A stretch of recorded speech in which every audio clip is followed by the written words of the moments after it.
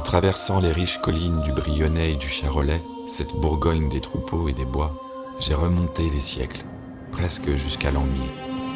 J'ai remonté jusqu'à ces époques lointaines où l'Europe n'était qu'un seul manteau de chrétienté, un manteau d'abbaye dont le chef était Cluny, et parait le monial, un joyau.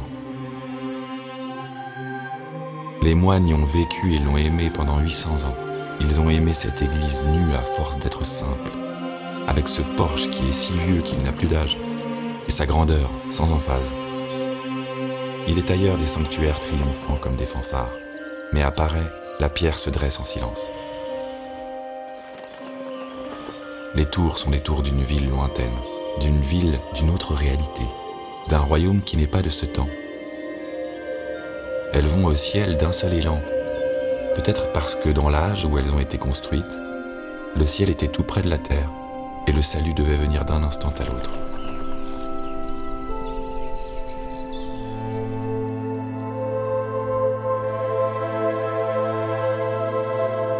Je passe le porche profond qu'on appelait la Galilée, le seuil où les pèlerins délaissaient le bavardage et les soucis, le sac à dos et tout ce qui était grossier, profane et terreux. La Galilée a de nombreuses portes, mais une seule mène à Jérusalem. Une seule est la porte de l'église, la terre sainte où m'ont mené mes pas.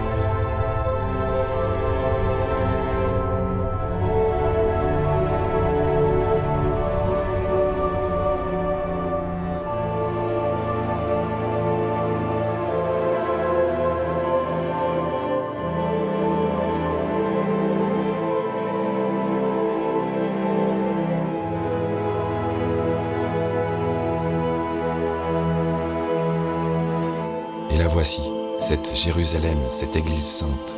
Comme tous les monastères, Paray est d'ici et d'ailleurs, de ce monde qui lui a donné ses pierres, son verre et son bois, et de l'autre monde. Elle est remplie de lumière et seulement de lumière. Elle n'est pas faite pour enseigner, mais pour élever. Les chapiteaux qui, ailleurs, peuvent raconter l'écriture ou énumérer les mystères de la foi, ici ne sont peuplés que d'animaux fantastiques, des chimères et des griffons, des lions et des aigles enlacés, gardiens muets des murailles du paradis. Ce qui importe, c'est d'avancer, de travée en travée, et de se laisser prendre au pur rythme des arcades, qui se renvoient la lumière les unes aux autres, comme des enfants qui jouent, comme des anges dont les chants s'entrecroisent.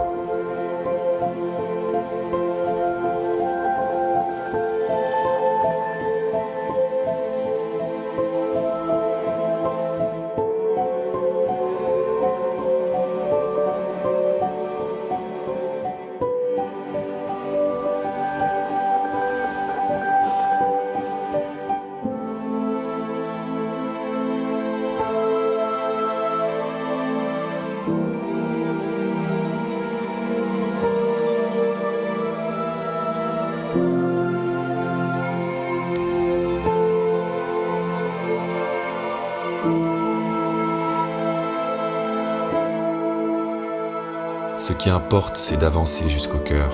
Là, une couronne de lumière danse au-dessus de colonnes si fines qu'elles ne semblent porter aucun poids. La prière des moines a pris la pierre blonde de la Bourgogne et l'a lancée au ciel. Et le ciel en a fait une ronde de joie. Alors apparaît dans la déchirure de l'orbe céleste la seule figure humaine. C'est celle du Christ dans sa gloire, ressuscité, revêtu de pourpre, immense, la main gauche posée sur le monde et la main droite me bénissant.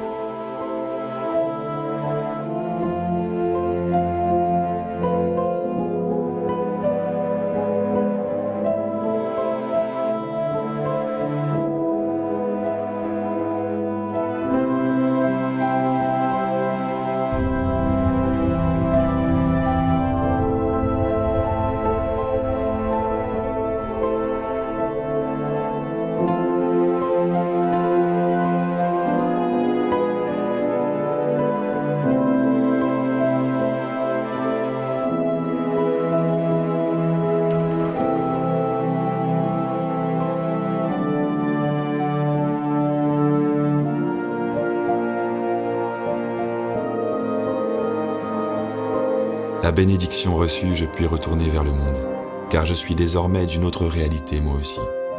J'ai goûté au ciel, Le grand jour que je retrouve, les rudes parois que je contourne, l'étagement des formes, ce fleurissement géométrique, je sais qu'ils ne me parlent pas de ce monde. Ici, ils sont silencieux. Leur chant résonne dans un autre monde, celui de Dieu, dans ce ciel où ils tendent.